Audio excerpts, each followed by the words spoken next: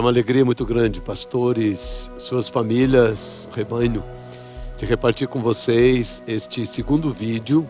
O primeiro foi sobre o tema trabalho e hoje será sobre generosidade. Esses dois temas ocupam muito do meu coração, ocupam muito da minha vida, ocupam muito também do ministério, tudo aquilo que fazemos, como começamos e como estamos fazendo hoje.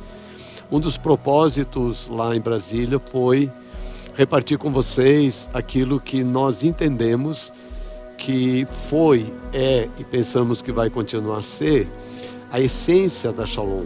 Aquilo que é base, aquilo que sobre o que nós construímos nesses anos e onde vamos continuar construindo. Generosidade é um tema muito bíblico, temos muitas referências bíblicas. Eu quero começar lendo Provérbios 22, 9, que diz assim: quem é generoso será abençoado, pois reparte o seu pão com o pobre. Entendemos que a generosidade, ela, primeiro, agrada a Deus. Segundo, ela faz com que possamos repartir com os outros a semelhança, a imagem de Deus. Porque Deus é generoso para conosco. Ele deu o seu Filho. Ele vai repartir a sua casa conosco na eternidade, que é o céu. Então, repartir o que nós temos é uma expressão de generosidade. Eu gostaria de repartir com vocês um pensamento que desenvolvi nesses dias sobre generosidade, que o generoso tem um coração diferente do profeta. O profeta, ele sempre traz juízo. Ele vai dizer que as pessoas fazem uma coisa e por isso receberão a condenação normalmente das suas ações. Nós não podemos exercer generosidade com espírito de profeta. Para exercermos generosidade, nós temos que ter um coração pastoral. Mais ou menos como um pai e uma mãe que servem os seus filhos. Quando eles precisam, os pais não perguntam normalmente por que ele está passando aquela necessidade. Eles realmente querem suprir a necessidade. Assim eu penso que também é quando nós vamos exercer generosidade na igreja. Também não devemos pensar em generosidade esperando retorno. Nós devemos repartir porque, primeiro, nós temos, Deus nos deu. Segundo, porque temos amor suficiente para ajudar aquela pessoa. Uma das primeiras coisas que eu fiz aqui na igreja, sabendo que as pessoas não tinham transporte, na época quase não havia carros, tínhamos só 2 carros na igreja. Então, o que eu fiz? Compramos uma Kombi com a ajuda dos irmãos e no domingo à noite eu saía de um lugar para o outro, indo buscar os irmãos em casa com aquela Kombi, depois do culto, levando para casa novamente. Era o desejo de repartir com eles o que a igreja tinha, a Kombi, e eles não tinham. A segunda coisa que nós começamos a fazer foi observar que muitas famílias tinham falta de alimento em casa.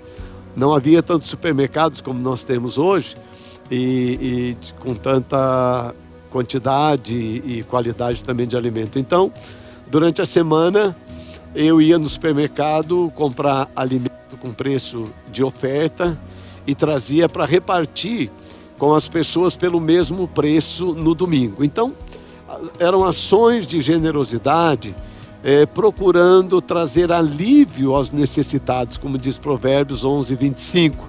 O generoso prosperará e quem dá alívio receberá alívio também. Então eu penso, irmãos, pastores, líderes da igreja, é muito importante desenvolver ações de generosidade, na igreja, na célula, que esta palavra seja não só do conhecimento das pessoas por pregação, mas que ela seja conhecida por causa da vivência que vocês têm, ajudando uns aos outros. Atos capítulo 4, verso 32 até o 34, diz assim: da multidão dos que creram, uma era a mente e um só coração. Ninguém considerava unicamente sua coisa alguma que possuísse, mas compartilhavam tudo o que tinham. Com grande poder, os apóstolos continuavam a testemunhar da ressurreição de nosso Senhor Jesus Cristo, e grandiosa graça estava sobre todos eles. Não havia pessoas necessitadas entre eles, pois os que possuíam terras ou casas as vendiam, traziam o dinheiro da venda e o colocava aos pés dos apóstolos, que distribuíam segundo a necessidade de cada um. Havia graça na igreja e eles distribuíam segundo a necessidade de cada um, ou seja, havia conhecimento da realidade da vida dos irmãos. Os apóstolos sabiam o que estava acontecendo nas famílias e por isso atendiam a necessidade de cada um deles. É muito importante que a generosidade seja realizada em cima da necessidade das pessoas. Às vezes é alimento, às vezes é roupa, às vezes é uma ajuda para resolver documentos de casamento. Nós usamos bastante ajudar as pessoas que querem regularizar a sua situação de casamento. Às vezes é uma luz que está atrasada, uma conta de água. Enfim, conhecer a necessidade das pessoas. Por isso, é necessário pastorear de perto, se aproximar das pessoas. Também gosto de pensar de que é necessário que a igreja olhe com atenção não apenas para os pobres, mas olhe com atenção também para os ricos. 1 Timóteo 6,18 diz assim: ordene os que são ricos no presente mundo que não sejam arrogantes, mas nem ponham a sua esperança na incerteza das riquezas, mas em Deus, que de tudo nos provê ricamente, para a nossa satisfação. Ordena-lhes que pratiquem o bem, sejam ricos em boas obras, generosos e prontos para repartir. Que olhar para os ricos da igreja, dar uma atenção especial, ajudá-los a entender que parte dos bens que Deus colocou nas mãos deles é para ajudar os pobres, é para abençoar aquele que tem menos do que eles. Então a generosidade, ela deve ser desenvolvida na igreja, né, todos os dias mesmo, realmente eu penso. Nós separamos uma oferta especial do segundo domingo, melhor mês aqui da igreja, melhor domingo. Nós separamos aquela oferta para comprar alimento para os pobres, que agora nós chamamos Quilo do Amor, não fazemos mais através das células. E também separamos 10% do que entra em tudo na nossa igreja, que chamamos de sagrado. Ele gera recursos para a generosidade.